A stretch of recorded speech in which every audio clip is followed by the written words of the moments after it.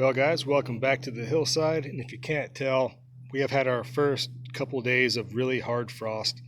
Got down about 27 degrees Fahrenheit the other day. So, needless to say, the dahlias, they are toast.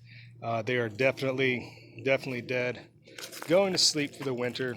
And that's just going to be just fine because we enjoyed them all summer long. Now, this giant tangled mess of vines that was once vibrant, full of bees and color and just nice green leaves, it's just part of it. So, I want to talk to you about today is just kind of putting it all into perspective, right? So in the springtime, we rush around really and frantically, and people are trying to plant their gardens out, and they're just, super excited to be out of the winter cycle, and they're just gonna want to get gardening, and that's fine because that's what everybody wants to do. Okay, it's natural. However, don't forget about fall. Okay, fall is a very important time for your garden.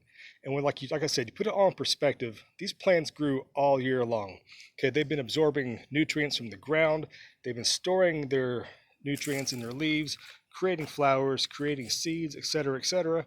And now it's time for them to go to sleep. Okay, so don't just chop everything up and just till it all in or something like that and just forget about it. Okay, now is the time we need to recharge our ground. So what I like to do is I'll obviously collect all the fallen leaves from around that people just leave by the road and trash bags be thrown away, which is just kind of dumb, in my opinion. But it's free compost then.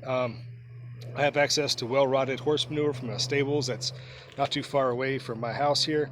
And I always put, a nice layer of horse manure down. So it's going to start to just kind of break down.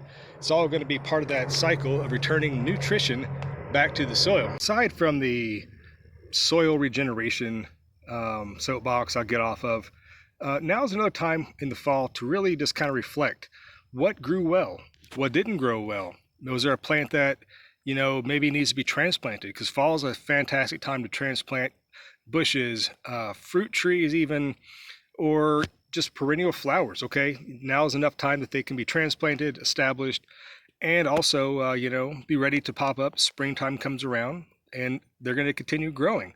All right, so just because it's fall doesn't mean it's time to stop. Okay, so let me show you some more things in the backyard garden about what you can be doing in the fall that kind of helps you complete the cycle and complete the gardening.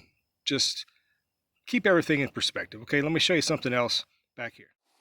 So here in front of you guys now these are obviously ginkgo leaves. If you've never seen these up close, they're called ginkgo biloba for two lobes. We all know the story. They're layover from way back when dinosaurs still used to rule the earth or whatever. So I grew these from seed, just as kind of a cool thing to have. But take time in the fall to appreciate all the different colors, all the different variation. We get so excited about growing things and seeing things grow in the spring and summertime and producing some kind of crop, whether it be flowers or a food source or something like that, an herb. How often do you really stop and look at the different foliage of all these plants in the fall and just how different they can be? How often do you really just kind of gather around and look at these leaves before they fall? Right? Every plant has a very unique fall coloration. The color, the shape, all these kind of things are very much needed to be appreciated as part of just appreciating the entire cycle and what fall presents to the growing cycle. So as these leaves are going to fall, obviously I'm going to mulch them around the base of this tree. I'm not going to waste that good organic matter. So like I mentioned before, this tree spent all year long mining minerals and things from the soil, putting into the leaves. So what better place to put them is back on the tree. Okay, that's part of the cycle. The plant is producing its own compost, its own fertilizer, its own minerals by the process of just growing, creating leaves, and then dropping them. Okay, so please, if you have your leaves like this, just rake them back under it, okay? It's going to be just fine. It's going to break down. It's going to help the tree out in the long run. All right, so what else can I show you? Check this out over here. Now, checking this out here, why am I showing you an empty garden bed? Well, because it's not. Now, obviously, you can't see what's below the soil surface, but fall is when you plant your garlic. Okay, there are some Spanish Roja planted in here, as well as some elephant garlic, which is actually a member of the leek family, but still nonetheless treated like a garlic in culinary purposes. But check it out. So, just because it's fall, you have that urge, you need to plant something. If you live in a climate that gets cold enough, because believe it or not, garlic does not like a hot climate. It doesn't like a super tropical type environment. So a lot of times you see stuff on YouTube or other gardening places where people are growing plants that you just can't, and you get jealous. You know, people have exotic fruit trees and berries and all these plants that, you know, will not survive frost, and it makes you a little bit jealous. But you know what? Here's a win for us northern gardeners, or at least a place with a temperate, you know, winter climate. We can grow stuff you can't sometimes. So there you go. Moving over here, like I said, we have had a couple frost. Checking out this bed here. Lettuce. Lettuce has survived the frost there. This is some butter crunch lettuce. Harvest the leaves fresh. It's amazing. And as well as some flowers. I think these are pansies. I'm not sure. They have an edible flower and they will be very cold tolerant. So like I said, always, you know, just because it gets a little bit cold, there's a little bit of frost, doesn't mean the growing season necessarily has to end right away. Okay, you just need to shift what you think you can be growing. So maybe you're a tomato grower, or you like growing tropical, you know, flowers or something that you have in containers outside. Well, you know, by shifting the way you think and how you kind of put everything into perspective, you know, there's tons of other things that can be grown. So I encourage you to go out this year, find something else, find something new that you can grow this time of year that you haven't maybe ever grown before, and kind of see how much you can expand your gardening through the fall season.